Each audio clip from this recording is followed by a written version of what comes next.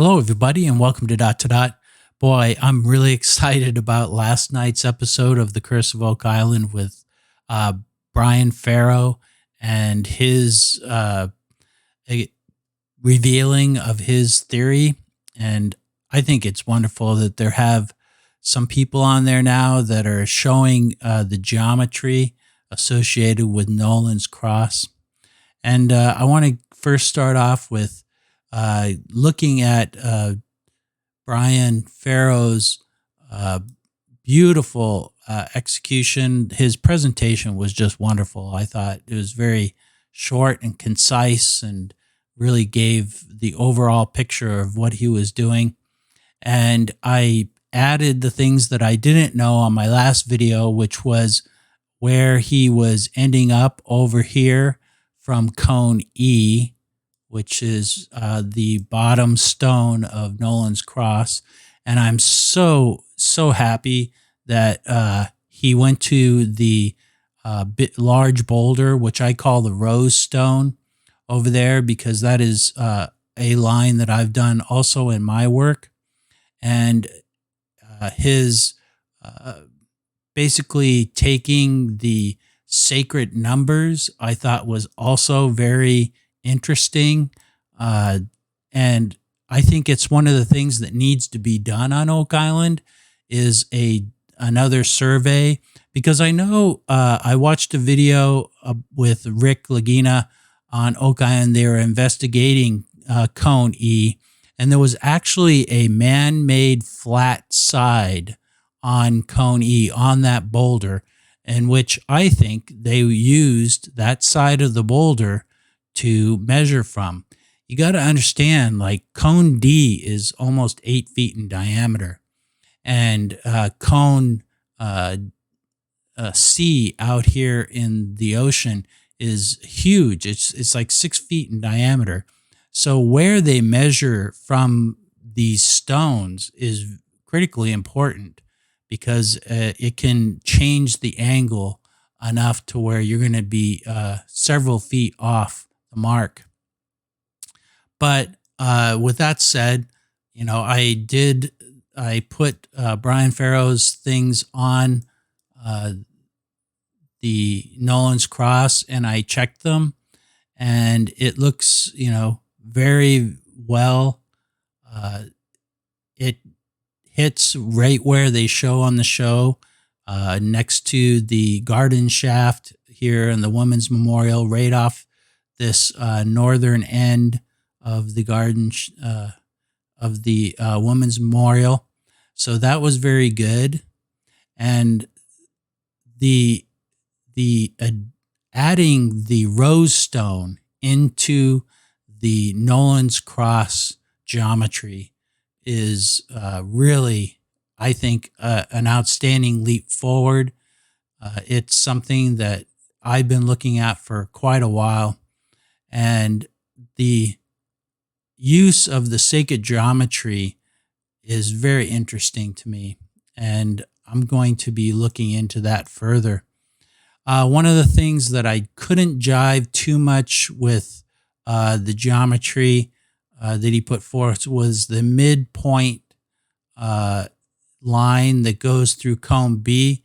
However, here we deal with a boulder type of situation, and this right here is only 6 feet.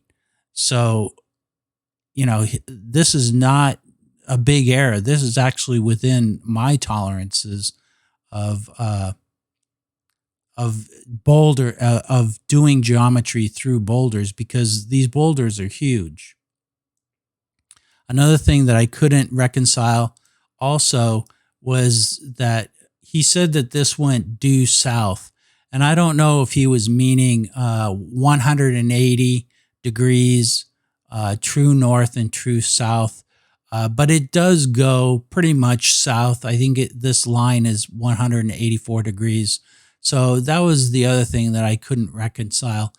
But other than that, it works out wonderfully.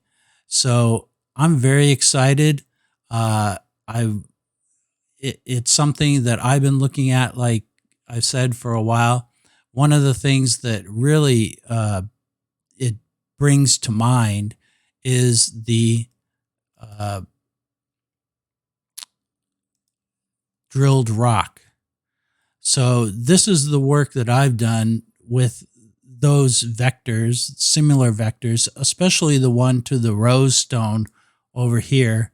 The drilled rock, here's where I say that the drilled rock. Now, if you don't know what the drilled rock is, it is a due north point from the stone triangle. And that's down here. And it was very critical to Gilbert Hedden's work in 1937.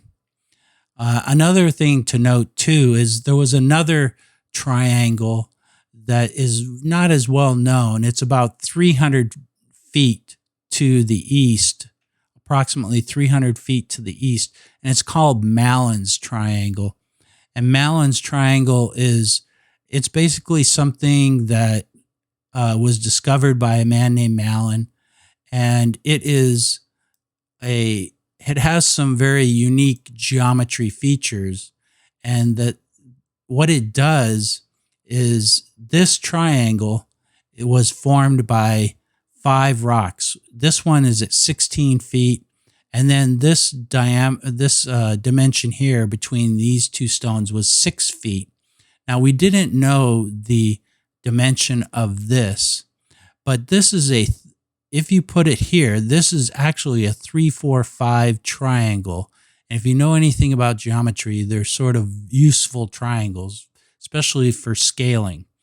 So the interesting thing about the Malin Triangle is it points to the rose stone, and it also points to the drilled rock. Now, this north line here is actually attached to the drilled rock that was out here, but I'm not going to get into that now. I'll do a video on that later. And this connects with another rock over here that was on the 1937 survey. And it splits the difference that they were doing this calculation, where it's 7 rods to the east and 18 rods to the west. And it has to do with that. But I'm not going to get into that. But we have a difference here of not very much. I think it's probably, what is it? It's about 11 feet, maybe.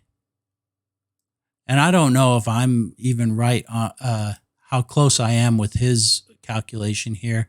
It looks like it's pretty close to what they did on the show.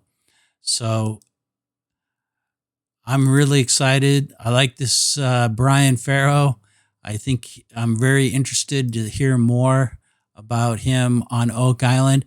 I hope that this really is this simple, that there's going to be something here. But I don't know. It's something that I wonder if this is true, then I'm just wondering, what about Cone D, the big boulder that's right here? And that's a huge boulder too. That's actually the biggest boulder out of Nolans Cross is Cone D.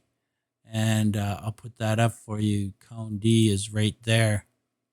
So very interesting.